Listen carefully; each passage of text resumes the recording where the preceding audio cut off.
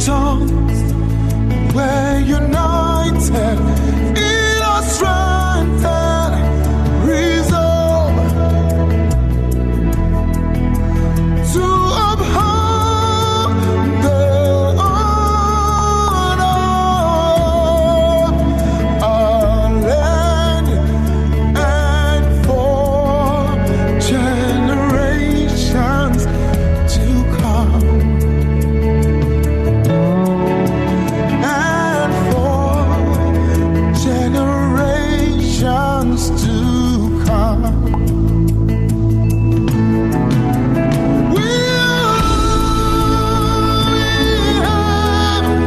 We'll defend our land. We believe in this nation, and we know we'll get there.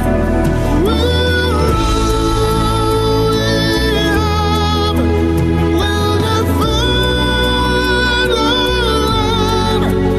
We believe in Nigeria and the promise she holds, and that one day we'll shine like the sun. We're a great nation.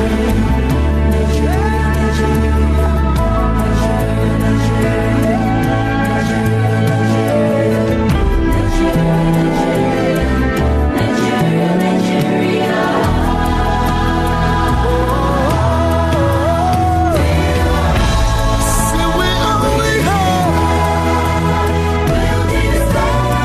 we'll defend our land. We believe in this nation, and we know we'll get there someday. Can somebody sing with me? We'll defend our land. We believe in this our nation, Nigeria, and the promises she holds for us.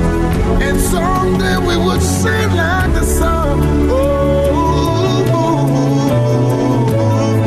from the north, south, east, and west. Somebody say,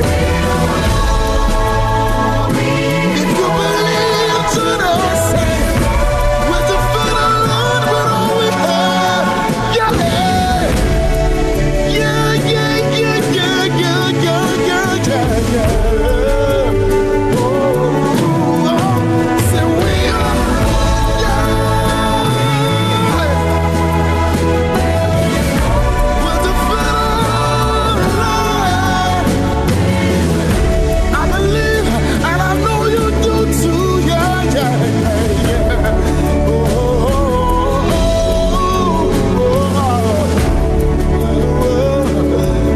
But Nigeria stand up, Nigeria stand up. Join me, say yeah.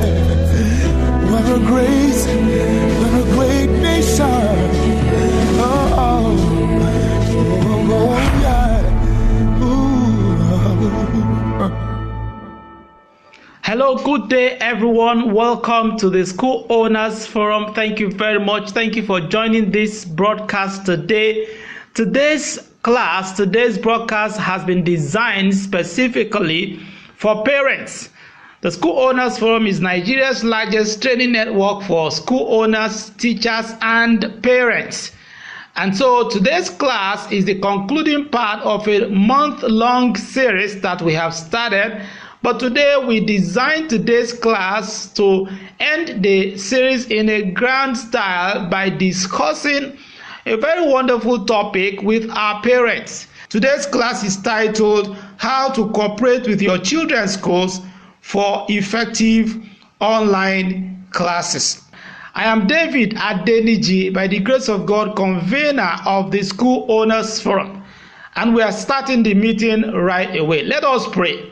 Father, in Jesus' name, Lord, we thank you, we bless you, we thank you for the grace given to us to do this. We thank you for the gift of life. As we move ahead into this meeting, Lord, take absolute control.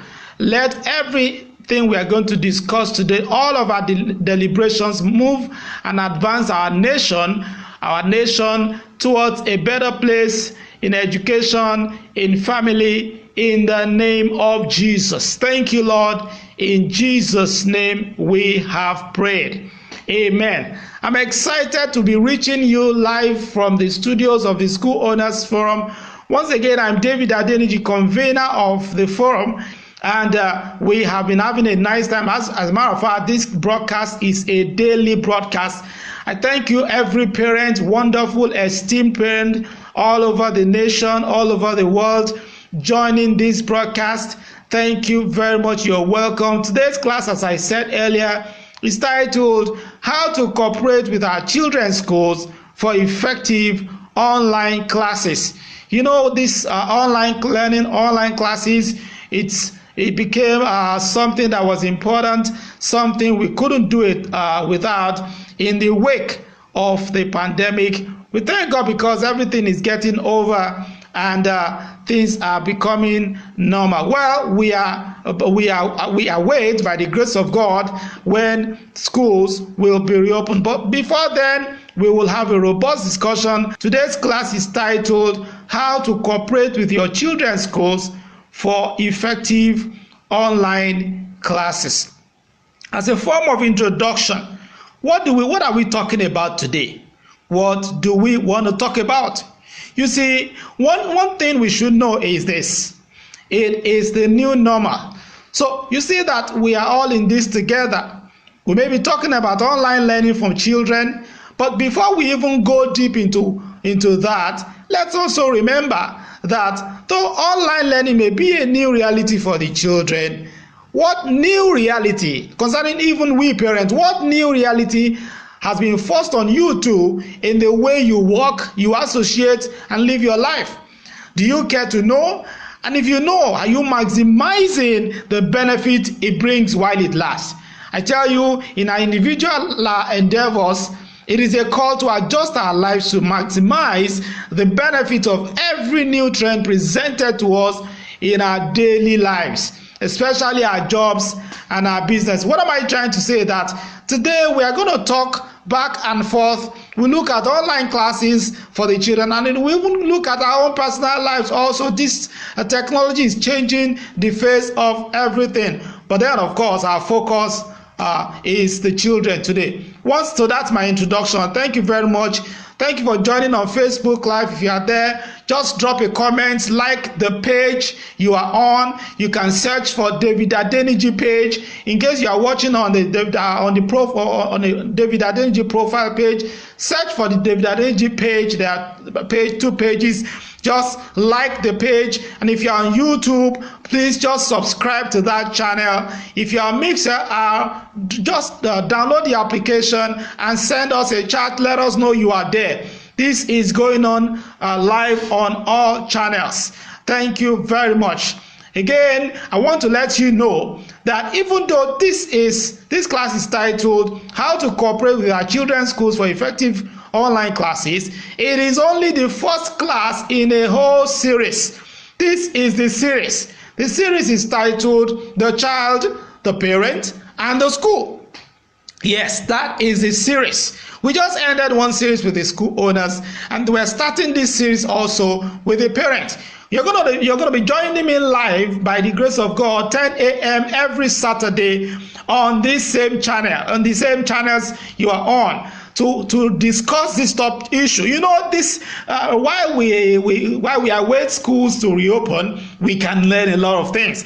There are several things we could have done better in the way we conduct education, and I know I understand the fact that all stakeholders are listening to this: parents, school owners, teachers, and even every stakeholder. Thank you very much for joining in. This broadcast is going to be continued. It's going to continue every Saturday, 10 a.m. to 11 a.m. Today's class is going to be longer than 11 a.m. being the first one. Don't worry. I want you to stay till the end. So we are going forward, but I'm trying to introduce to you.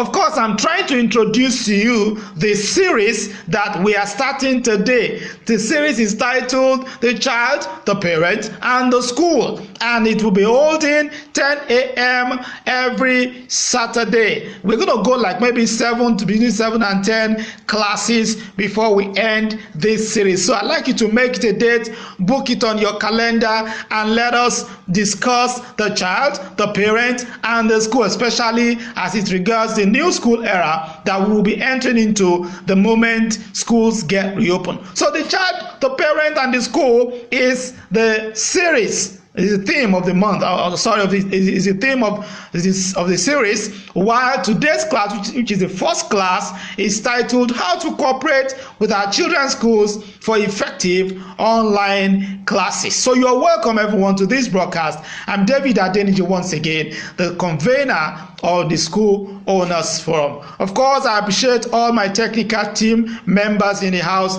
Thank you very much, and every member of the School Owners Forum for inviting your people, your parents, to the platform today. So what is SOF? And just as the name implies, the School Owners Forum is Nigeria's largest training network of school owners, of teachers, and parents.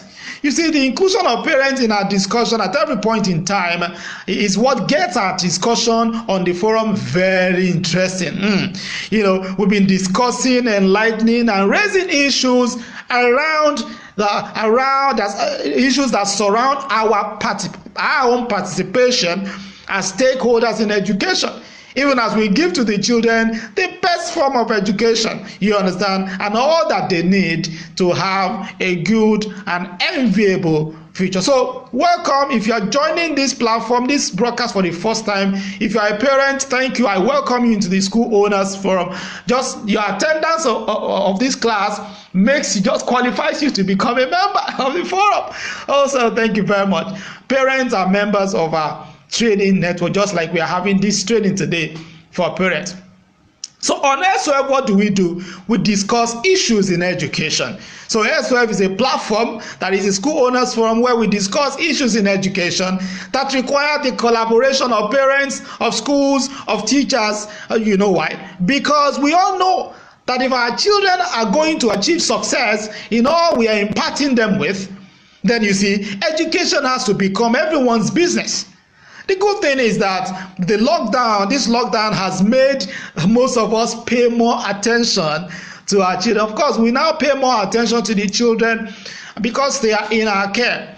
We are beginning to understand and see some things about them that we may not have even seen when they were going to regular school. But you see, now not just education, but even their character. The children's growth. So even though the pandemic may have had a negative impact on the economy, and of course maybe certainly exposed some of our children to social hazards, hitherto not as pronounced as we have them now. Of course, God is helping us on that front also. There is still a good side to it, There's a good side to it, because for every bad thing that we think, everything that we think is negative, such as this situation we have right now with the pandemic and all that, there is something to thank God for. There's a good side to it. In the last 4 months, let me ask you a question. You see, in the last 4 months, you've had the opportunity to monitor your children yourself. And by the way, the class has started. So if you have your notes handy, start taking notes. That's how we are going to run the class until it's time to get feedback. So there is some good side to it, as I was saying, because in the last 4 months, you've had the opportunity as a parent to monitor your children closely. The big question I want to start this class with is this. So, big question. What new realities or hidden habits about the children did this experience show you in the last 4 months? That is, this lockdown experience, the experience of the fact that they are not going out, if they are staying indoors, so you have been able to monitor them, or maybe you haven't been monitoring them. Of course, I'm sure you have been doing so. So question, what new realities or hidden habits about the children did this experience show you in the last 4 months? And you see, the thing is, We didn't see this coming. Nobody saw this coming. Nobody envisaged the fact that children are going to stay indoors for this long. And the question I asked the other time is a big question, you know. It is a big question. And so while I will encourage you to write down your questions, write down that question and then try answering it maybe after the class. I want to take this opportunity now. This time, I know people are settling into class. Thank you very well. Thank you very much. You're welcome. Let me introduce today's topic of this discussion again. I know you will easily agree with me. Of course, you'll agree with me that online learning is one of the new realities. Talking about new realities that you have discovered about the children, online learning is one of the new realities about our children's way of life. Of course, that we parents didn't see coming. We didn't see it coming. We never envisaged that anything could even keep them at home for this long. So I'm even helping you to answer that question, because one of the answers to that question is our topic for discussion in this class. So that's our topic for discussion in this. We never envisage anything that will keep them home for this long. But then let us move forward and let me say something. The mind cannot be empty. The thing is, the human mind cannot be idle, can neither be idle nor empty. So, school or no school, children cannot be idle. Whether we like it or not, the children are learning something. The question is, what are they learning? Do you know? Well, you see, when there was regular school, you could say, yes, I know, of course. I know what they are learning. I have them in the best schools. I have teachers for them when they get back home, and I monitor them with my spare time. But there is no free school as we used to have it. So the children are not idle. They may not have been attending physical school, but they are learning. What they are learning is another thing, is another issue. So that is why we have gathered today, so that we can maximize in the remaining time that we have for schools to be open, so that we can maximize the time and make sure that they are learning the right things. Okay, I move on. Once again, this is the School Owners Forum, and this series is titled The Child, the Parent, and the School. And this class is the first class in the series titled How to Cooperate with Your Children's Schools for Effective Online Classes. And I just announced that this series will be holding 10 a.m. to 11 a.m. by the grace of God every Saturday until we finish this series and start another one. Let us begin to expect changes in the children. Or perhaps you may have been seeing those changes already. Now, this is how we do it on the School Owners Forum. We build our argument from the scratch before we begin to hit at the point and then get to the discussion session. Another reason that my initial question is a bit tricky is that many things a child learns now, listen to me, the way children are wired, what they are learning now, they may not be able to even exhibit it now. That is why it's very good to monitor what they learn. What a child learns now may only become evident maybe sometime later.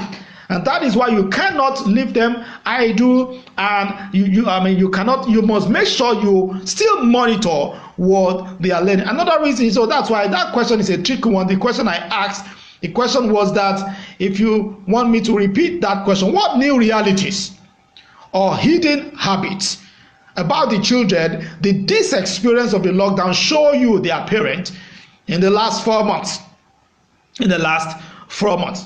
So look at it. What the children are learning now will only manifest in full in years to come. It's getting more delicate. The children have been exposed to so much of the news, on so much of social media, because they stayed home all 4 months. And believe me, that in itself is a new experience for them. Before now, they spend close to half, or maybe even more than half of their day with the schools, with the teachers, with homework. But now you see they don't have all that time to spend. Instead, they ingest everything that come their way.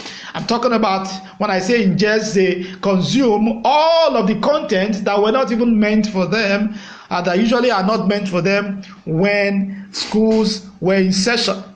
So we are building that argument gradually. What are the changes you have noticed in the children? Or the point I'm making is that usually when children learn something at a stage, the full effect of what they are learning do not really completely manifest in the present. It takes some time. That is why you have to be careful to monitor what they are learning now. Because when schools were in session, the schools were saddled with that responsibility. Now, parents are saddled with that responsibility. Even though they are having online classes, they are still at home. So you are the supervisor. So are you monitoring what they are learning? And not even just about online classes alone, other things generally, socially, in the environment. So that is the reason why they must not be deprived. Again, you see it. That is the exact reason why they mustn't be deprived at this period of all the benefits, all the positivities promised by any organized alternative to what their physical schools offer. Talking about online learning, you see where I'm going gradually, because the future is now. Before the pandemic, we were saying future in future. Now the pandemic just converted that future to a now. You understand? They say the pandemic has forced online learning on us. I say no, because that is not true. The current situation only hastened the reality. We were already moving in that direction, though reluctantly, and certainly not at the pace that globalization would have wanted us to. We were in a sense slowing down the capabilities of remote learning and working, remote teaching and learning, and remote work generally. You know why? Because we hold in esteem our physical associations, you understand, our physical gatherings, and we can't just let it go, because it's a fundamental component of the human fabric.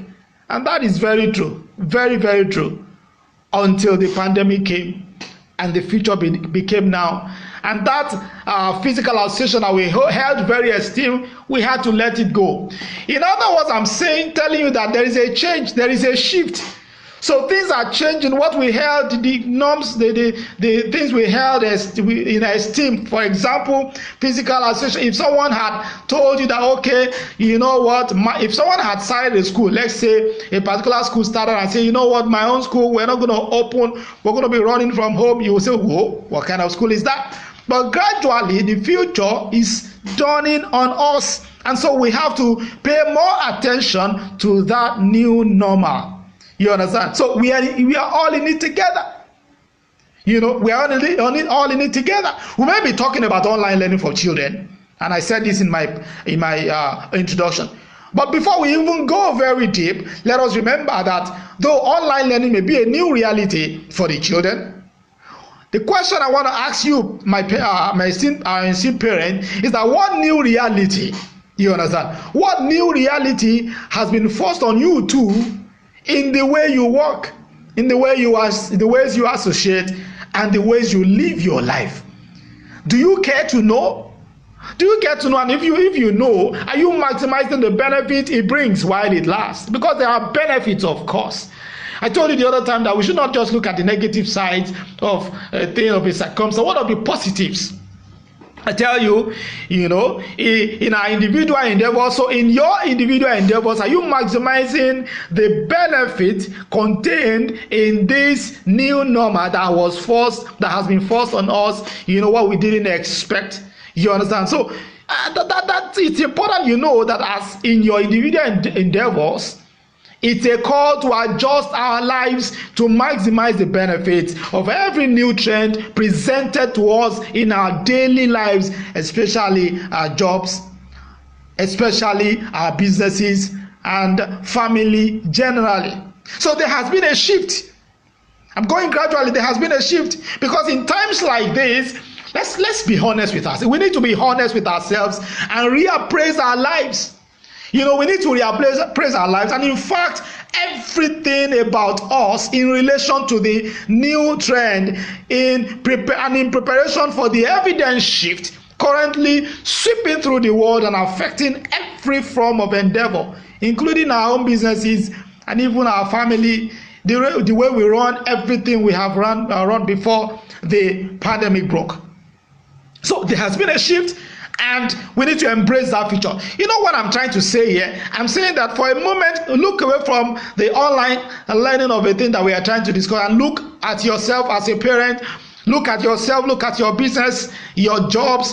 Have you maximized the opportunities that the things we are being forced to learn, and the things we are the new normal that we are forced to live with? Are you maximizing the benefit that it brings? For example, work is now partially remote. I mean, even those that work that we cannot completely do remotely, part of it is being done remotely now. Are you maximizing that opportunity? Social media has become more active, buzzing with both positive and negative content. Are you maximizing the positive sides? That's in case it doesn't matter what endeavor you find yourself listening to this. You may be in government, you may be in one agency, you may be in an NGO working, doing something for humanity. Are you maximizing the benefits that this new normal experience is forcing on us in terms of technological advancement, or digital technology, or new social life? So I go on because I want us to embrace the future, because that future is now. The future is created by just a few people who look deep enough to see the obvious but unseen, and take advantage of current difficulties and crises to create solutions that later determine the direction that the whole rest of us will be forced to toil in a search for solutions and answers to problems created or exposed by these emerging challenges. And you see, I want you to be one of those few people.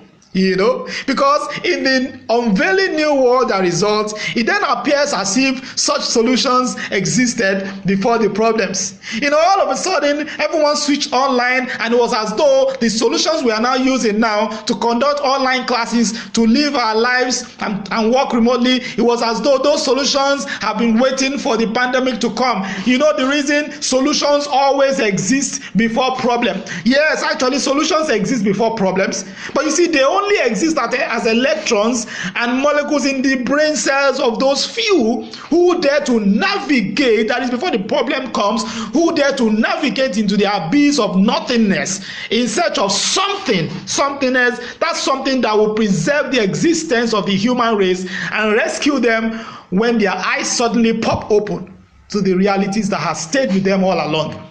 I'm taking a few minutes to talk to we the parents before I switch back to the children. I'm saying that yes, of course we know we are talking about the children, but even you and me, we the parents, are we making use? Do we understand that all of the solutions we are making use now were created by some people, who envisage that a problem is going to happen?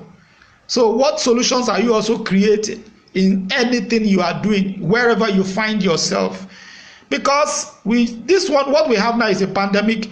We don't know any other situation that will come sometime. It may be good, but the thing is, the solutions you have created, or the ideas you have envisaged, are the things that will help you scale your life, live your life and do well, even while other people are wondering that, what do we do with this situation? You understand? So it's important that solutions exist before problem, and it's your responsibility, it's my responsibility in anything I'm doing or in anything you are doing. It doesn't matter whatever it is God has put into your hands, to bring out those solutions, even when the problems are not yet evident. So I finished. That's my charge to the parents. I go back to the topic on ground. Online learning. So I'm asking another question. What is in it for my child? So you may be asking yourself or asking me, Mr. Adeniji, what are you saying? What is in online? Is it not just to go to they should take their tablets and then learn? No, that's not all. This argument it's very deep, and I'd like you to follow through to the end. So online learning, what's the need for my children? Okay, you know what? I'd like to tell you something. Online learning is not new. So my esteemed parent, you will agree with me that the solution called online classes have come to stay. And as a matter of fact, e-learning is not new. It isn't. The pandemic didn't create it. It had always been before the lockdown. And with or without the lockdown, it has come to stay. Because even if schools reopen now, think about this. Even when schools reopen, teachers will still have to juggle between between physical classes and online classes, because this reality has come to stay. It's a new normal. You may say, well, they have always done that. Yes, but the point I'm making here is that online learning is just no more a mere alternative that we thought it was, an alternative to physical learning the moment the pandemic broke. We have been in it for months now. It has become learning on a different platform, a different kind of platform. So we will say physical learning, the physical classes is one platform. So online learning becomes another major platform. So there are now two major platforms. And then let's now see how we will combine both when schools reopen. So it isn't new. And that's the first point I want to make in trying to answer that question. Because even after the lockdown, online learning will continue. You see, it doesn't matter which nation you are following this broadcast from. There may be differences in the levels of advancement in technology, I understand. And maybe differences also in the level of awareness and acceptance of this reality among parents. Yet one thing is still the same across the world. Everyone is shifting and adjusting and working a way around the present situation, making sure that our lives go on as usual. So yes, schools will soon reopen, but this particular class is not happening because schools are shut and learning is online. Not just that. This class is teaching us that even when schools reopen, online classes is likely to continue. It won't just stop abruptly.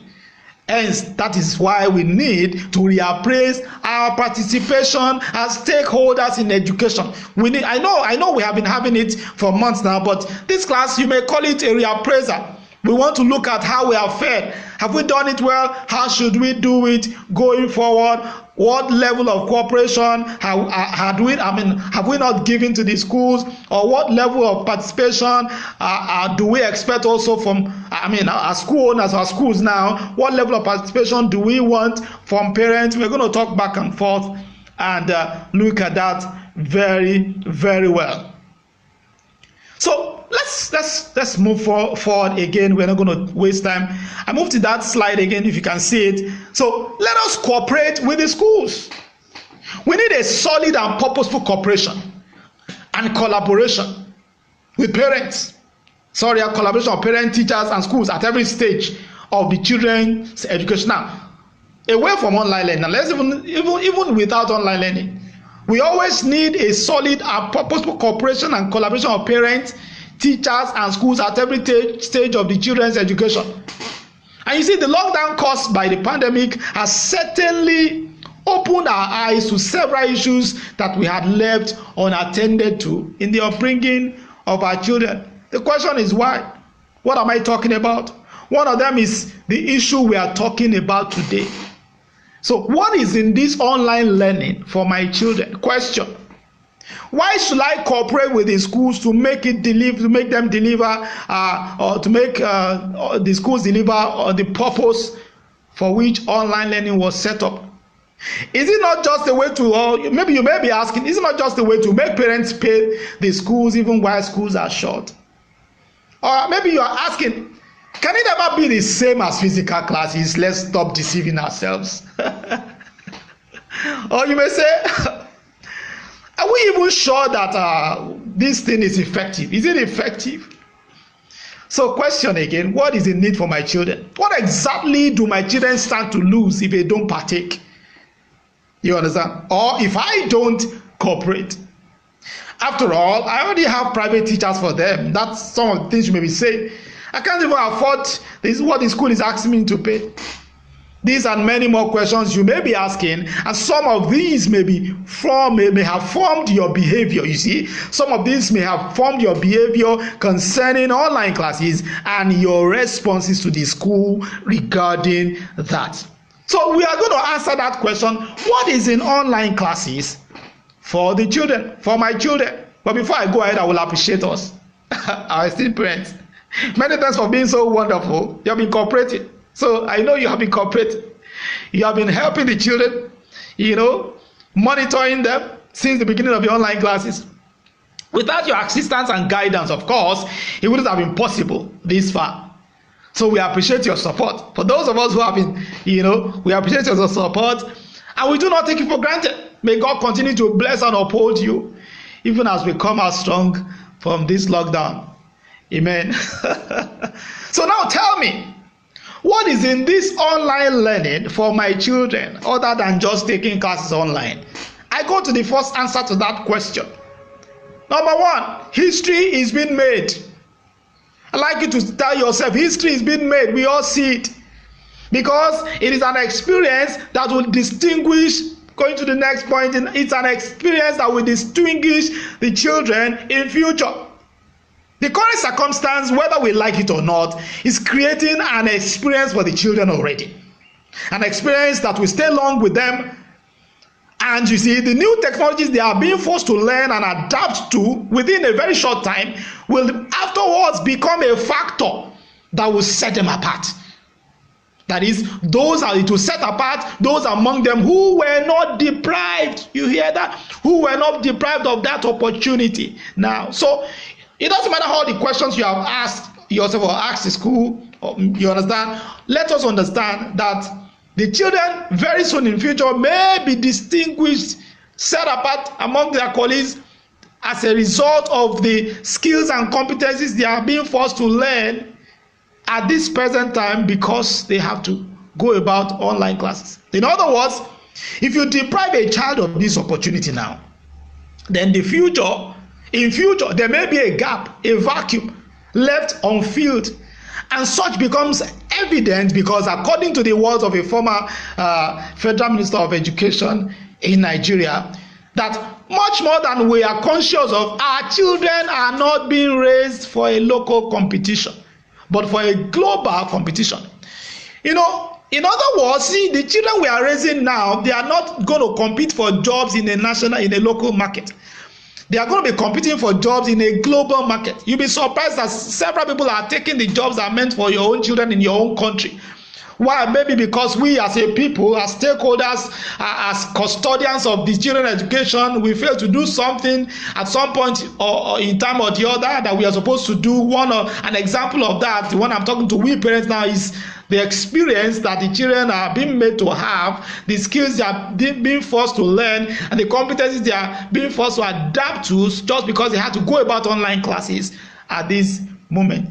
So because, see, look at it. Before the lockdown, of course, we embrace digital technology. We have been embracing digital technology in education.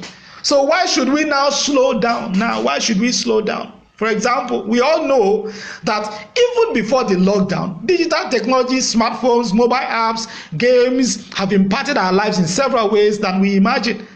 And the impact on education has been largely positive and enormous too. We all have access to information and by extension to education of all sorts by simply whipping out our devices and learning whatever we want to learn anytime we want them. So it had come to stay. Digital technology had been embraced in education up till now, or maybe even before the lockdown. The only thing I would now add is that there is a new twist to it. But because with the lockdown, there is now a new twist to it. I'm on the next page now. Our children are being trained to learn technology. Look at it if you have seen my slides. They are being trained to learn technologies that they would ordinarily have waited to learn much later in life. So you may say, well, to what end? Or claim that, well, it's getting too much. I agree with you. If you say Oh, the work is too much, the workload is too much. Maybe I will agree. Maybe there is need for schools also to readjust their online classes schedule in order to allow children and their parents also plan better on their own appropriate personal schedules. You get that message there, you get the point. But you see, since it appears that we are in this, we are in it, we can only work around it and make it better. It appears we are in it for a longer time than we expected. Remember when it started, we were thinking it's going to be a 1 month thing. Now it's more than that. So, we know that it will soon end, but it doesn't stop us from reappraising our responses so far and chart a better course going forward. So you see, it appears we are in need for a longer haul than we expected. So all hands must be on deck, even as parents and the schools, even as parents and schools cooperate to play their roles. We must cooperate to play our roles. Let us be mindful that our responses, I'm saying that history is being made. Let us be mindful that our responses as stakeholders in education will create long-lasting psychological milestones. Yes, and that's a new point I'm going to. Our responses, as stakeholders in this business, let's be mindful that our responses will create our behavior, will create long-lasting psychological milestones that should help the children achieve that enviable future that we want them to achieve. That will help the children achieve that enviable future that we want them to achieve. So I continue. So now that means I've made that first point. I've answered that question partially, that history is being made, and I ended that my point with a particular phrase, a particular statement. Let me say it again in case you're just joining in. I'm saying that let us be mindful of our responses as stakeholders in education. Because those will create long-lasting psychological milestones and templates that should, if we do it well, it should help. Yes, that should help the children. You understand? As they move ahead in what they have to do in their education and in their lives. You understand? So those responses are supposed to help them. That is, if we've conducted them well. They should serve as they should create long-lasting psychological milestones and templates that should help the children achieve that enviable future that we want them to achieve. So question, what's the need for my children? Number 2, talking about those psychological milestones now, or developmental milestones. So what is the need for my children? Talking about the psychological milestones I talked about just now.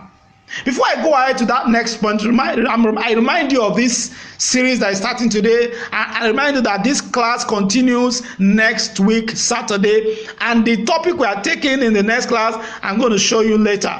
But the series is titled The Child, the Parent, and the School. So I go ahead talking about psychological milestones. The online classes experience is creating interesting and historical psychological milestones on the children's pathway. But how do I mean? What do I mean? What are psychological milestones? You understand? From a psychologist's point of view, a psychologist will say that developmental milestones are abilities that children achieve at certain ages, at certain times. Before now, it was unthinkable that children will stay locked home for 4 months without running around. But you see, it has happened. And we are still in it now. So that is a psychological milestone. Somehow, at whichever age this lockdown experience has met them, there has been some compulsory developmental changes in their lives. Whether physically, emotionally. Do you understand? Whether physical or emotional. So most of which will be only evident in years to come. You see, that's the interesting part of it. All of those changes we are talking about, most of them will not be evident now, and so we cannot really assess. We cannot assess ourselves, or we cannot score ourselves themselves if we help them we helped them to get the best out of it. Most of those changes will be evident only in years to come. That is why this time is an important period in their own lives. It's an important time in their lives. It's a kind of, I told you, history is being made. It will go on record, and none of them should be allowed to miss the advantages that the activities they had to begin to do, which includes online learning. They must not be allowed to, they must not be deprived of any of the experiences. So now question, what will they say about this experience when they grow older? What would they say about this experience or when they go older? Before that, you see, it has happened and we are in it. Do you understand? So what will the children say when they grow older? What would the children say about this experience when they grow older? Because since it's a general thing, they mustn't miss any bit of it, of that change. Are you getting my point now? If they grow up and others are telling them the stories of how they spent hours of virtual classes daily on Thinkerlike online classes platform, or maybe on Zoom or on other platforms we use for online classes, when they grow up and their friends are telling those stories and they are not able to relish the experience, are you getting my point, with the same amount of cognition and excitement as their colleagues have, then there could be a void in their capabilities at such times. Remember, I told you earlier that the experience they are getting now will distinguish them later. Not just talk about online experience, but online experience, that online learning experience is an integral part of it. They will tell the stories later. It will, because it's confined on them, certain competencies, certain skills that they would have only waited for years before they learn. But the pandemic has come and upgraded all of them to learn them now. So if any of them is deprived of that experience, that gap may show when they grow older. What is in it for my children? I'm saying that they must not be allowed to miss the psychological milestones, the developmental changes that is happening in their lives right now as a result of this experience. So let's look at a comparison. What am I trying to paint here? What am I trying to paint? I want to compare this issue on ground now with the issue of school fees, and I'd like you to follow me closely. Please don't listen to this halfway, because I will talk about this and I will now compare it with what I was already going on, what I was already talking about. So a careful comparison. For example, imagine children who would always be sent home for school fees or some other fees, maybe once or twice in the term, before their parents eventually pay the outstanding fees. And then compare them with other children who never even know when their parents clear their school fees. Let me read that again. Imagine children who would always be sent home for school fees or some other fees, maybe once or twice in the term, before their parents eventually now pay their standing fees. Now compare this category of children with the second category, those whose parents, children who never even know that their parents, who never even know when their parents clear their school fees. That is, they just go to school. They know that they don't even know when the fees are being paid. Now compare those two categories of children. Let's talk about that.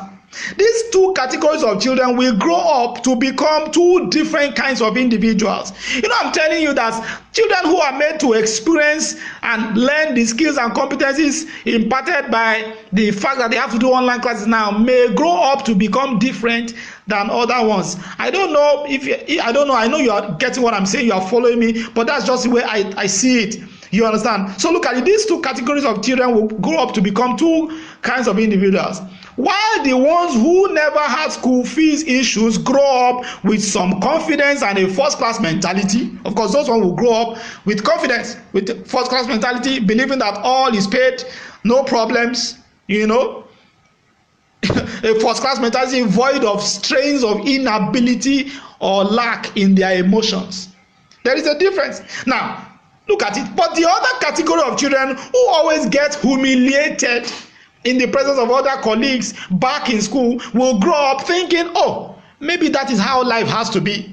Or that, oh, maybe struggle and hustle and humiliation are default activities that must precede any hope of success in life. Just stay with me. I'm painting that comparison. I know hard work is a must, because I don't want you to take my words here halfway. We know that hard work is a must, but there's some other thing there. You see, hard work is a must, but sheer struggle and hustle are not necessarily being hardworking. They come mostly as a result of incomplete self-esteem that makes you think you are somehow less opportune than you should have been, and so you must make up for that deficit with struggle and hustle and humiliation. You understand? That's a matter for another day. You see, the thing I want us to be mindful of something. I used to teach the other school owners and teachers on the school owners forum that if we should miss something at any stage of the children's lives, they may never be able to get that experience again. They may never be able to learn them again, and it will go ahead and shape them into maybe something that they should have been better than that had they gained all they should have gained at a particular age. That's what I'm saying now. Online learning has come, and our children should not be deprived of it for whatever reason. As a matter of fact, if we are not conducting it well, we need to now go back to the school now and say, madam, mommy, teacher, let us work out something better. Let's do it better now. I think you may even need to begin to call the school owners and say, well, okay, I heard this training. Now, how do we go about it? What are the responses you would want us to have as parents? How can we input? So I'm going on now. This issue I'm painting here is not a matter of money. It's not really a matter of money. Now, if you ask me, is it about the amount of money paid as school fees, whether huge or small, or the type of school involved? No. It is simply, listen to this, and this is a statement that compares this issue of school fees with the issue of online learning, and not that you should not deprive the children of the experience of it now, so that in future they will also be distinguished and they will not have a vacuum in their experiences. See, it is simply a function of the parents' choices and level of understanding about the quality and consequences of psychological milestones being laid up on the child's path as they grow. Because you see, by simply cutting your coat, by simply cutting our coat according to our size, and being committed at all costs to install that first class mentality onto the children's thinking as they grow, we would have saved them from any humiliating circumstance that makes them see their colleagues as better or more privileged than them. And this in turn gives them the courage at any point in life to always ask for the best and also give the best that they have to offer in their dealings with everyone. Now compare this with the issue of online classes. Many children are having online classes. How many hours per day? 1 or 2. But a parent says, well, I cannot do that. I have other arrangements. I'm going to soon tell you that whatever arrangement you have, we must still trust the school with designing the educational pathway of our children, with or without the opening of schools. They are still schools. They are professionals. Well, I'm talking back and forth. I'm for everyone. I'm for both parents and school owners, and I want us to have a better responses with ourselves. Now, another point to note is that self-esteem is at stake. So the point has to be made, sirs and ma'ams, your children should not miss the online classes experience. I know there are issues here and there, but this experience is something they will relish in future. And they will thank God and thank you that they had it. Because even though classes are online, it's still in the company of their colleagues and schools. You see, schools must not cut off. Let me get that well, Because even though classes are online, it's still in the company of their colleagues. And children must not be cut off from this experience. You may say, what of children who are in areas where there is even no internet, nothing, not to talk of online learning. See, there is, even in those places, the schools are proposing something in that may be like, online lessons or online classes as designed by whichever school your children are going. You should work a way around it and make it work. It may not be the same everywhere, I understand. So let us understand that. Let us just repose that trust in the schools and know that they are still committed and they have been trained to design an educational pathway for the children with or without the lockdown, whether or not schools are in session or still shut. Point number three, what is the need for my children? What's the need for my children? Schools are the custodians, and that's the point I was trying to make. Schools are still the custodians of curricular education. Because many times we get it wrong. The parents will say, I'm homeschooling my children. Except you are a professional and you are a school. I don't know how to put it, but education has gone beyond what it was in those days.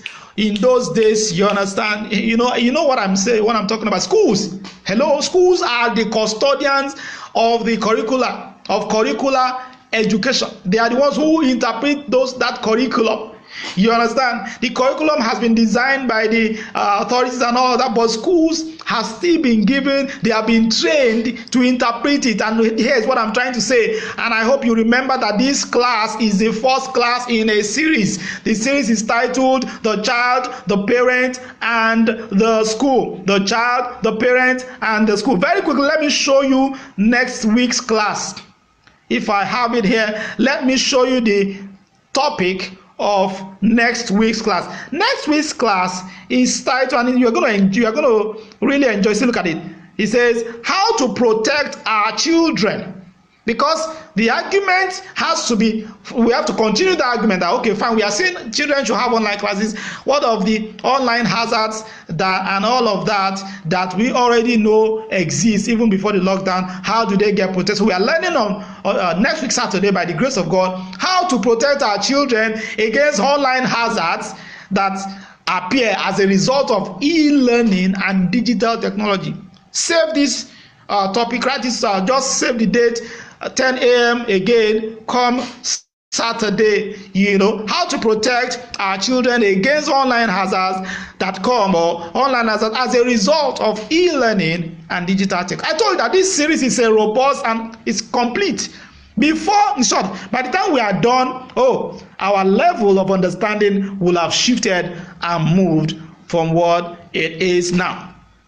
I quickly go back to where I was before I went to show you that next week's class. So we are done with that. So the question I was asking is, the point I was making is, schools are still the custodians of curricular education. Schools, next slide now, schools know what should be learned at every stage of the child. Are you getting my point? Because by definition, and I'd like to just let you know, by definition, a curriculum is the totality of student experiences that occur in the educational process. A planned sequence of instructions that outline the student experiences in terms of the educators and schools' instructional goals.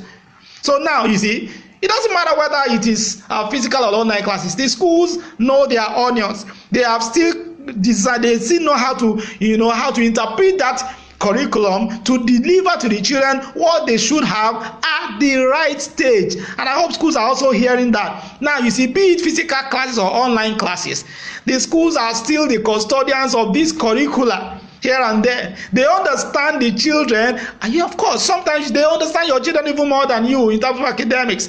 They understand the children, and they know what should be taught and learned at every stage of their child's growth. At every stage of the children's growth. So they understand what should be taught and learned. Are you getting this point? Because Moving forward now, you see, any form of teaching, any form of teaching, sorry, any other form of teaching, and I've made this point earlier, any other form of teaching or maybe should only complement the school's curricular education. In other words, what I'm assuming here also is that the school has also, has done well with making sure that whichever way they are going about the online classes, it is still delivering to the children what they should know per time. Maybe not as complete as it would have been had schools been physically open, but at least the schools are still professional in doing that much more than the other avenues that you may be thinking about. Do you understand? You see, just as we trusted the schools, now a matter of trust here now, just as we trusted the schools with the children's learning path when schools were opened, you see, and when schools were open and in the normal session, I think we still have to trust them on this. I'm going to address the challenges we are going to address that very shortly. The challenges are associated with the delivery and reception of the online classes and how we can work together to overcome all of that. Are you still with me? So it's important we understand all of this. But you see that even where you claim to be homeschooling the children, or that you have found alternatives to the school's online learning, maybe in form of some physical contact arrangements or the other, we should still understand that the schools are the custodians of the right curricula for the children, and these contain a planned sequence of instructions and outlines. Outlines that the student, I'm talking about the student experiences in terms of the educators or the school's instructional goals. And one more thing to make, we should not be silent about it. Let's also not ignore the health authorities' guidelines at these times. All in a bid to, I hope you get what I'm trying to say. I'm not running down anybody or anybody's business, but let's all conduct ourselves understanding and knowing that we have to adhere and not ignore the health authorities' guidelines in terms of social distancing, washing of hands, and all of that, even as we carry out everything that we do. Okay, there's something that must not be missing in this argument, in this discussion. Before I go on at all, let us look at the side of the teachers a bit. So how about the teachers? How are they faring? Because I want to make another point. Let us bring the teachers into this argument now. You see? First, before I go on, let's have some statistics about teachers in Nigeria. And if you have followed my writings closely over the years, you would know that I've always stressed the fact that the education sector is huge. It's a huge employer of labor in Nigeria. A 2016 report by the Federal Ministry of Education puts the population of qualified teachers in public and private schools in Nigeria as nearly over 1.5 million. And on the 7th of December 2018, the registrar of the Teachers Registration Council of Nigeria stated, as reported by The Punch, that even though there are, as at then, about 2 million registered teachers in Nigeria, spread across both private and public schools, yet the country is in need of about 250 teachers annually to cater for the growing population of students. Talking about teachers, and I'm going somewhere. Follow me still, please. The registrar of the Teachers Registration Council of Nigeria in 2018 also noted in that report that the sub-Saharan African region had a shortfall of about 7 million school teachers. Wow. And Nigeria alone carried a significant portion of that figure. Why? Because of the country's large population of out-of-school children. As at then, it was put at 13 million kids. Thankfully, this figure has reduced to 10 million in 2019, according to the Minister of Education, in a report dated 13th of April 2020. So now I had to give all of that. Let us fast forward. It's 2020 now. That report was dated 13th of April 2019. Let's fast forward now. It is 2020, and schools have remained short for months. Private school teachers have lived in unmet expectations regarding their means of livelihood. You see, take Lagos alone for example. private schools in Lagos have on their payroll a very large number of employees, teaching and non-teaching. I know. Why do I know this? Because even on the School Owners Forum, our network alone, we have a couple of us, and we attend to all of these issues daily. But I'd like you to hear this. Even the Lagos government confirmed in 2019 that at the 2019 at the inception of the current administration, that there are over 18,000 private schools in Lagos, both registered and non-registered. Now you may say, why am I doing all this? I don't want you to do the math. Talking about the teachers and what they are passing through now, that's just Lagos alone. Maybe you should look at that as a measure of what the national statistics will be. That's the point I'm making. The point I'm making is that teachers also have to be sustained. Please, I'm sorry, but that's the point I'm trying to make here. And you see, there's even nothing to be sorry about, because these same teachers are the ones that our children will go back to meet. So if we don't treat them well now and they find another profession, we're going to have a problem of teachers when schools reopen. That's what we see. We don't want to. Sometimes when you think about these things, you may think, well, it can, but that's what we are saying. We know what we are hearing. Take a pause, please.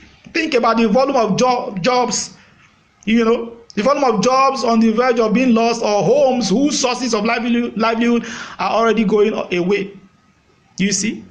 If the schools become unable to sustain, that is, if the schools become unable to sustain their online classes operations, or they continue to give value, in online classes and do not get commensurate response from their esteemed parents. That's what I'm trying to paint here. You see, the discussion has to be robust. So we must talk back and forth. So you see that somehow we all, and I mean all stakeholders now, not just parents, we all have to ensure that whichever area this one meets, you just let us take it. We all have to ensure that these same teachers whom our children will return to meet when physical school reopens, we must ensure that they do not leave the profession for want of livelihood during the lockdown. It's a logical argument. Of course, you'll agree with me. I believe I've made my point. Let's move on. I've made the point there. So let us continue. In other words, we are saying that if you're not going to think about anything, let's think about the fact that the economy of if you're talking about the teachers now, even look, you hear them talk, and then sometimes you want to say, well, why not just hang in there? For how long? So it's important we take that into consideration. The fifth point I'm making in this class is, let us now begin to address, let's begin to coast down. We have gone halfway. This class is supposed to be for 90 minutes. It will not be up to that. We will end and have questions. Of course, we have like a few minutes more. Now, the argument has shifted now. The discussion has shifted now. We are trying to address some of the questions in your own heart. Now, some challenges you may be having with online classes. Some of the reservations you have about it, some of the problems, challenges you have, some of the reasons why your responses have not been as superb as we would have wanted it to be. So what could be the challenges? Electricity. We know those are electricity, internet data, mobile devices, and the fees. So I just packed everything into one. We know those issues. The good thing about all of these challenges, they have been existing even before online classes. And so online classes did not create, I will not say anything negative, because I know that we are getting better. Our electricity getting better. Internet data, bandwidth, mobile devices. You understand? Okay, before I talk about it, remember that the series we are on is the child, the parent, and the school. And this is me. It's my picture. Thank you very much for joining. I'm honored and I'm humbled. I'm honored that you are here. Thank you very much. So that we could have this number, this followership in this first class. Wow, I'm honored. Thank you very much. So, and next week's Saturday's class is how to protect our children against online hazards as a result of e-learning and digital technology. How to protect our children against online hazards as a result of e-learning and digital technology. You don't want to miss that class. Just like this one is interesting, that one will be more interesting. So let's move on. Let's look at the challenges and how we can walk away around here. I'm not going to talk too much. Before the lockdown, parents fueled their power generating sets. Before the lockdown, we use internet data. Even before the lockdown, we bought data, internet. Many people, their internet data rent is even more than house rent. So let's not blame all of these things, internet data, electricity. Let's not blame it totally on the children's online classes. In any case, that shouldn't be a sacrifice too big for us to make for our children, leaders of tomorrow. I guess it only gives us the opportunity to better utilize our resources. It calls for better utilization of resources. We need to readjust. I said in the beginning, we need to all readjust and plan your budget again. Nothing must deprive those children. The experience may not, it's short. At this moment, it's on. But you see, we just have to follow through until we get out of that situation. So it is worth it. Yes, it is worth it. You can say that. It is worth it. You see that sometimes when there's a sudden increase in the cost of buying luxury, you see, it can be justified, of course, if the new use of what had hitherto been for pleasure, for example, is not something like children's education. So in one sense, I'm speaking to the school owners also, not to be carried away by all of this, not to be discouraged. And also I'm speaking to parents to understand that these challenges, we have them. They didn't come as a result of online classes. So what we need to do is to plan ourselves, plan our budget, plan our schedules, plan our time, and readjust just to fit this new normal, this new reality we have. Again, it is worth it. Yes, it's worth it. Secondly, I'm now speaking to we parents also, not to see these sacrifices you are making. Don't see them, you see, the sacrifice you are making now that you are still going to make, don't see them as punishments or gimmicks from schools to get them to pay fees. Of course, don't see me as if I've been hired. Nobody hired me. I'm by the grace of God, convener of the school owners forum, and I'm doing my job. The forum is for school owners, teachers, and parents. So I'm just doing my job of making sure that every stakeholder, gives the best responses, and then our children gets better at all as a result of all of our behaviors. You understand? So don't look at it as gimmicks from anyone to babies. I've also taught that we have taught school owners on the other hand that they should not mandate such fees.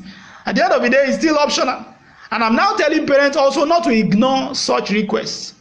It is for our children's good. All hands must be on deck, and everyone must make their own part of the sacrifices. The necessary sacrifices have to be made. The sixth point, which is a separate challenge, which I now carved into a different point. Now, this is an advice, so please, let us get mobile devices. Let's get mobile devices for the children. Parents, but parents also, on the other hand, have to make sure that the children are safe. Parents must monitor the children and be sure that they are safe online. But that's the topic for next week. Don't worry, I'm not going to. The class is not ending here. Can I tell you something? Please buy devices for your children. Buy devices for your children. Since we didn't see this coming, many of the children now make use of their parents' devices to attend their online classes. And this may be some bit of challenge for the parents. Again, let me tell you this. There are cheap ones, go to the market. Maybe the next class I will go and check for you. If I see good deals, so if I see good deals, I'll bring them next week so that it will be very good for the parents. You understand? Sorry. And where they are still too young, because that's where the argument comes, where the children are still too young to be exposed to such all alone, then let parents take responsibility for safeguarding children online. Let parents take. We cannot allow. The positivities. What is positive about this situation is more than the negative. So we have to take responsibility. Let parents take responsibility for safeguarding children online, because there are several parenting controls on these devices that we can take advantage of that help us to do that. Besides, there is always a device for every age. You understand? There's a device for every age, because we don't see something we should not lose. With those mobile devices, the children can become inventors. They can invent the future. We are now in one future. The children are going to be ready to invent. I know that the experience they are getting now is going to help them to invent the future. The children can invent the future. Do you know that with just one mobile phone or a laptop, a child can be the next inventor? Of course, you hear all of this, but it's the truth. And I will share you examples, maybe next class. By the grace of God, I'm an example of that. Don't worry, let me move on. I will tell you always, you see, let us look at it, that the challenge is not always that digital technology comes with hazards. That is not the main challenge. The problem really is that we, the parents, are not following closely the trends in digital technology, and we aren't even training ourselves to be at the same pace with the children. That is, to be at the same pace that the children easily move with. See, let's try and remove all the excuses. We cannot be laid back and say it doesn't matter. You understand? Or that we are old school. You must not agree to be old school when it comes to mastering the ins and outs of social media and digital technology. Because apart from the development it even promises you personally, you understand, in whichever profession you already are, or whichever endeavor you have your hands in, it will also help you to parent your children effectively on that front. This is a timeless nugget. You need to just go over this again. I don't want to read the slide again so I don't take time. Please, you need to take, or let me just read it again. I said that I will tell you always that the challenge is not always that digital technology comes with hazards. The problem is that we, the parents, are not following closely the trends in digital technology, and then we are not training ourselves to be at the same pace that these children easily move with. We cannot be laid back. We cannot be laid back and say it doesn't matter, or that we are old school. You understand? You must not agree to be old school when it comes to mastering the ins and outs of social media and digital technology. Because apart from the development it promises you in whichever profession or whatever endeavor you have your hands in, it will help you. That knowledge will help you to parent your children effectively on that front.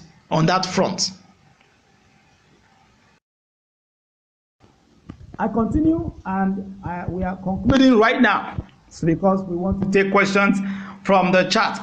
If you want to send us questions, send us your questions via the chat of all of the platforms you are on: Facebook, YouTube, MixLR. Let us take your questions and contributions.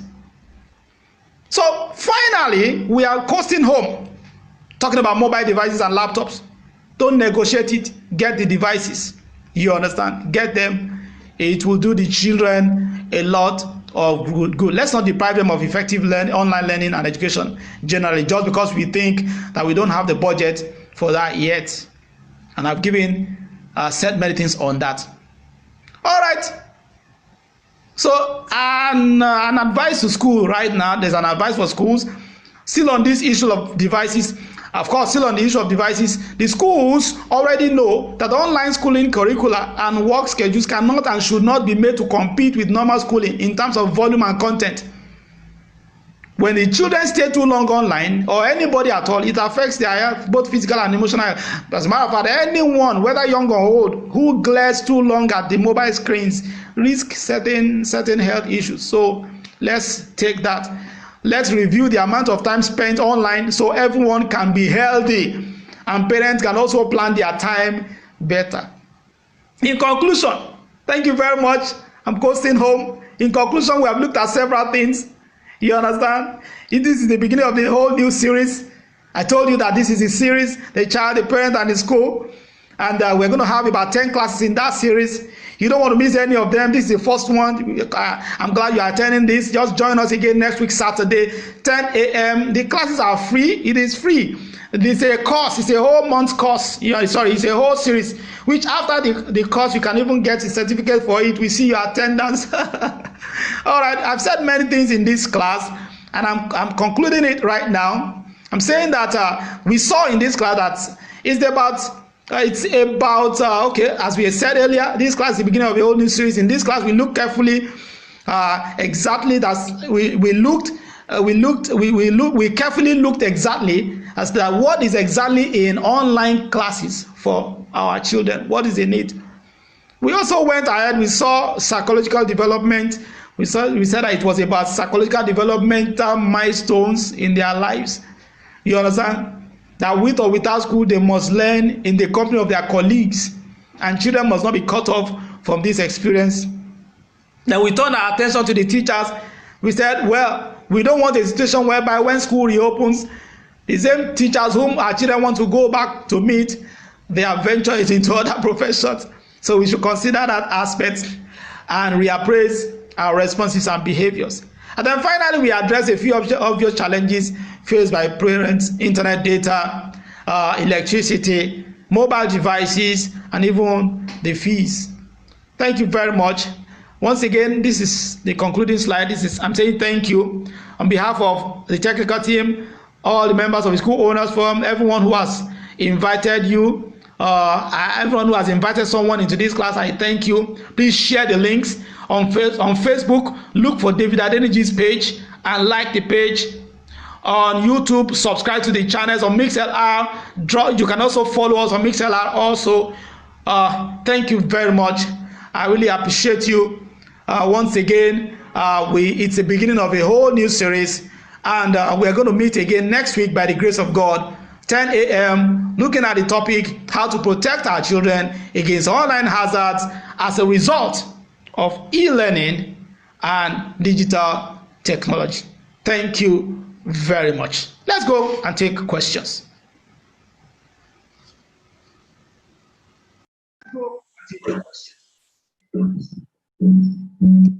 All right, thank you very much. I appreciate everyone who have stayed tuned till the end. I see questions and feedback on YouTube Live.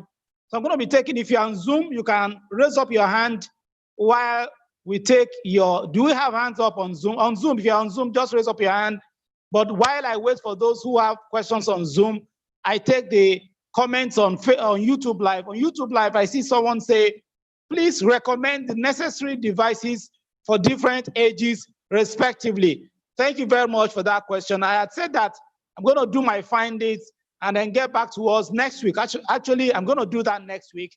We're going to talk about recommend devices and even, if possible, see the prices and all of that. And then everything will be fine. Okay, so I believe that's from Madam Stephanie. Thank you very much. All right, so I also have another comment on YouTube Live. In a situation whereby teachers are doing their jobs effectively without any good response from the parents and no salary, what happens? That is the whole essence of this course. Because if schools do not collect money, there will be no money to pay the teachers. So sometimes it's not wickedness. When you don't collect, you cannot give. That is why I'm sure that parents are listening to this. So that was why we spend ample time flipping the argument over to the side of the teachers and making everyone see that we have to take care of the teachers and make sure that they do not venture into other professions before the schools get reopened. If they do that, who teachers will teach the children when we come back? That's just one of the arguments, and I believe it was logical. So I think from today's lecture, which is going wide, this class is going wide, it's going to different places, and then we know that right from now, we'll begin to get good responses from the parent and from every other stakeholder generally. Do we have hands on Zoom? Or do we have hands up? Okay. Madam Ifeoma Samuel. Is it Madam?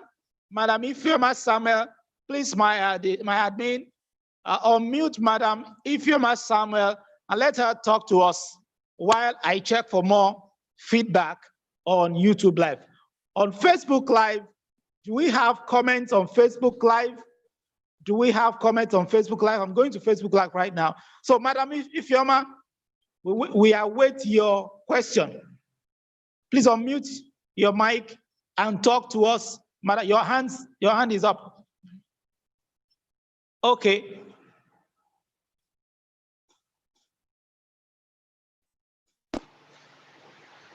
Okay, do we have comments from Madam Ifeoma? Okay, thanks. Thank you, sir. My question is, this is what happens. Okay, Madam Ifeoma, are you there? Okay, please go on, Madam Ifeoma, go on. Ask your question. Oh, okay, while you get ready, I'm taking another comment from YouTube Live that, thank you, sir. My question from Madam Clarice. Thank you, sir. My question is, this is what happens when teachers are doing their work but no salary. How do we continue because no money to buy data? Of course, I said that this argument has not ended today. It's the beginning. But then that's what we are going on. I keep saying that the payment has to come. So the behavior, the responses, the right responses have to come from the parents. And a lot of things. We have done a whole month series, I tell you, with the school owners, and they certainly understand some things. But of course, you can keep asking this question while we answer. And how can a parent with 2 or more children enjoy such teaching when a parent has just one phone? Yeah, exactly, that's what I was talking about. A parent should buy one more phone. And I will not mince words by saying that a parent that has 2 children and one phone should go and buy one more phone. You may not buy expensive one. You should go and buy one more phone. You may say, well, I have money, and you will get the money. The thing is, we have to sacrifice. I said the other time that there has to be some level of sacrifice. Thank you for this session. Please, when are schools most likely to resume? Well, that is not a question for me to answer, but very soon. Very soon. There is no specific date yet. Of course, there is a date for opening of terminal classes for WAEC and exams and all of that. That is already in the news. But for the general opening, we await that date. I hope that answers your question. My question, sir, that is also, I'm still on YouTube Live. Wow, everybody is on YouTube Live. Okay, on Facebook Live, please now. Let me take that of YouTube Live. Madam Coca, or is it Mr. Coca? Sorry. My question, what is your response to schools rounding up 3rd term in July? Schools rounding up 3rd term in July. Well, that is, to me, usually even before schools were shut, 3rd term rounds up in July. We already know that. Okay, I think that answers that. In a situation, if I do not answer your question satisfactorily, if you have our WhatsApp group line, you can just join and ask more questions. I'm going to drop the contact on each of the channels. My questions are, in a situation where the kid is not really following, what should I do? The kid, one question I will ask is, if you have many children in the class and you just have one kid that is not following, then it's a good problem because you can just concentrate and handle that kid alone. But the answer is longer than that. Here is the contact on YouTube Live, this, so that you can just follow us on WhatsApp. So we answer more questions. Okay, so that's the contact on how do I put it? Okay, on YouTube. I'm dropping the contact on YouTube. The people on Zoom already have our contact. So that's the contact on YouTube. Let me go to Facebook Live before we end the class. The class is going to end in 5 minutes time. So I love these feedbacks. We are excited about this. Please, on Facebook now, from Pastor Peace Emmanuel. Please, now the parents are not responding. What do we do? Please invite your parents to this broadcast. Now, copy the link of this broadcast now and share it with your parents.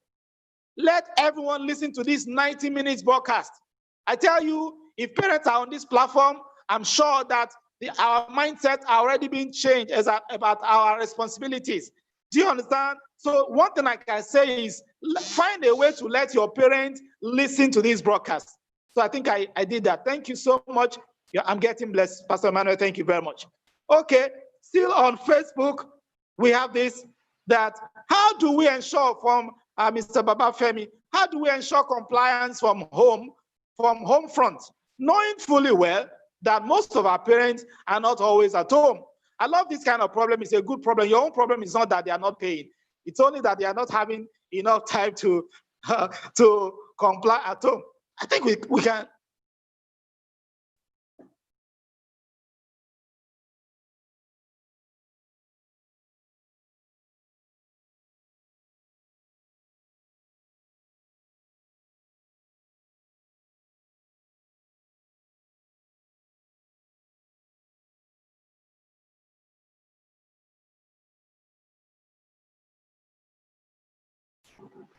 All right, sorry for the break. It was a hitch. Okay, so you say your parents are not complying very well from the home front, I think we can walk away around that. You can talk to them and find out their schedule. So maybe when you find out their schedule, you fix your online classes to that time when they are available also. So you understand what I'm saying?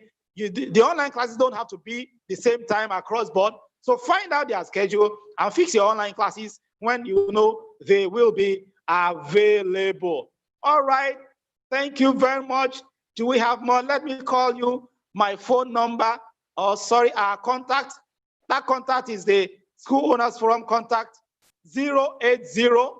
If you can just write it down in case you have more questions.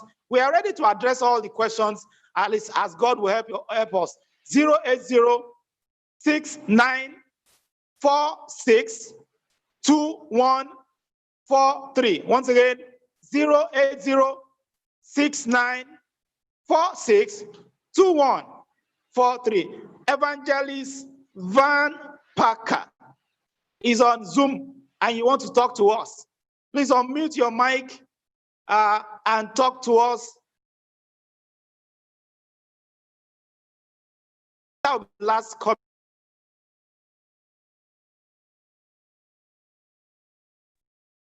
Hello, good morning, our instructor.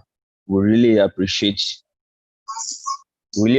your time and everything given to us. And then for today, if we do not have it, your hand is up, my admin. Okay, thank you very much. Go ahead, please. So, my name is Engineer Van Packer.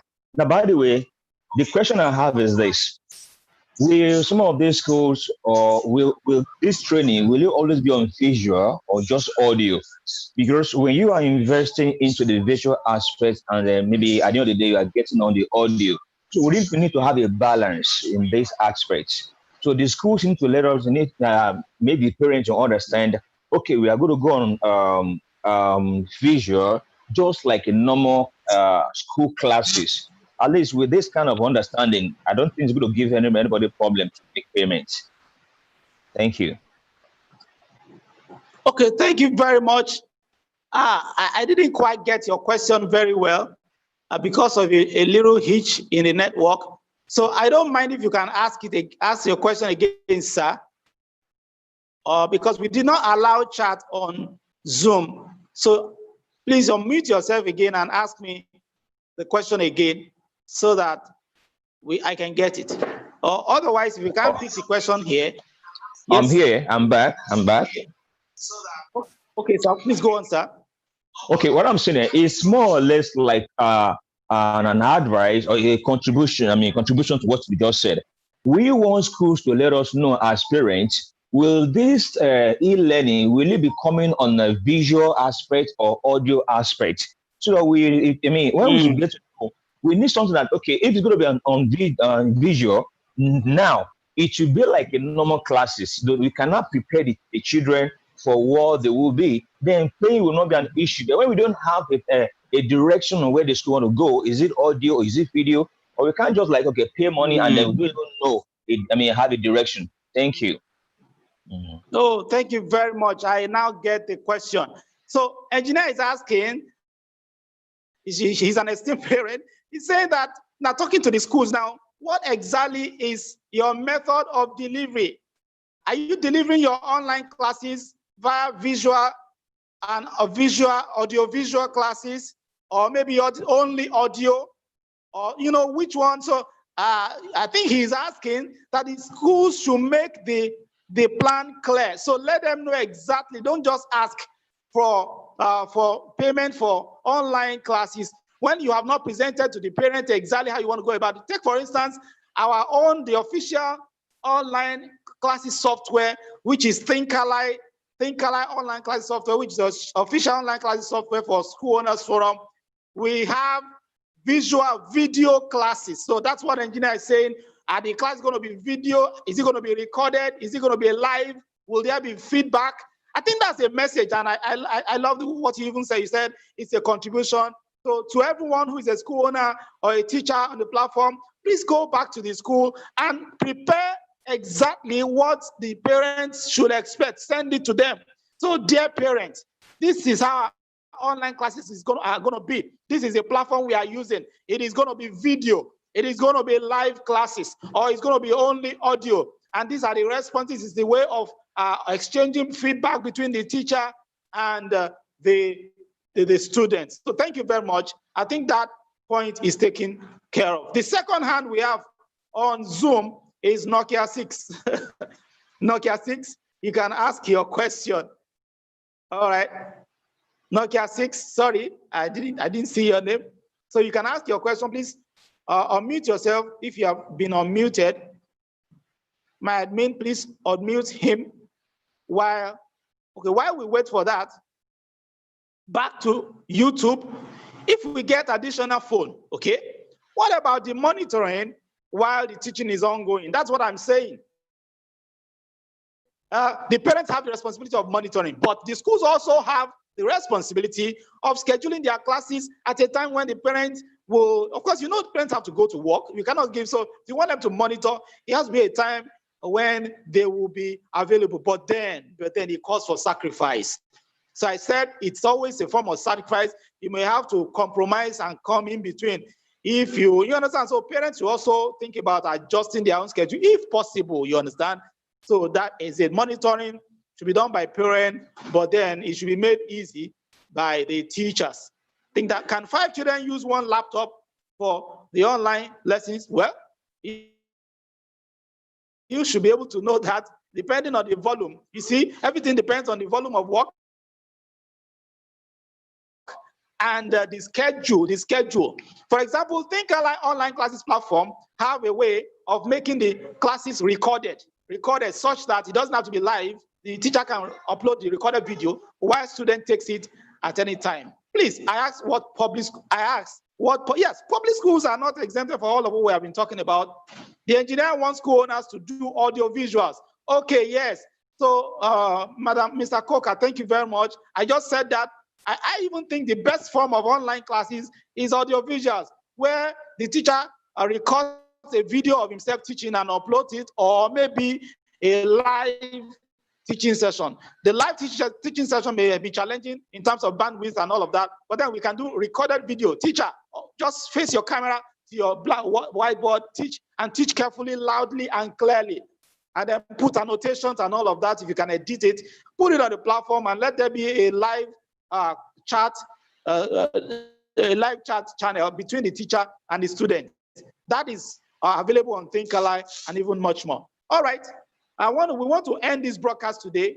It's been a wonderful session, and we are going to continue this particular series next week, 10 a.m. Please don't miss it. The same channels. If you're on Facebook, by next week, I would like you to log on to my Facebook page. My Facebook page is David Adeniji page, so that you can like the page. If you are on the normal profile, you can only send me a friend request. But if you go to the Facebook page, that is either David Adeniji page. That's just one, just with space, David space, Adeniji space, page space. Or you just go to the School Owners Forum page, School Owners Forum page, or David Adeniji page. I think all of that is clear. Thank you very much. It's a full house here at the School Owners Forum studio. We continue next week by the grace of God. Until then, I remain David Adeniji, by the grace of God, convener of the School Owners Forum. So we meet again in the next class next week. The title of next week's class is How to Protect Your Children Against Hazards, Online Hazards, even as they take the online classes and use digital technology. Let's meet again next week by the grace of God. Bye-bye for now. Thank you.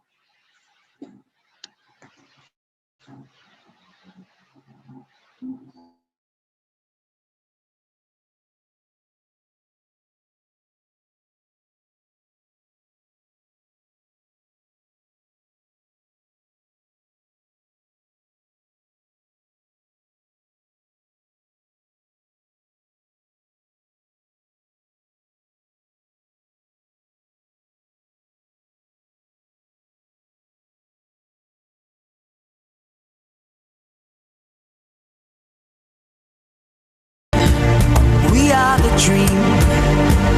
We are the nation. We are part of this. Yes, we are so amazing. That's the least we shall be. At the heart of the nation, changing history. How can they say that we are finished? We have just begun when we have no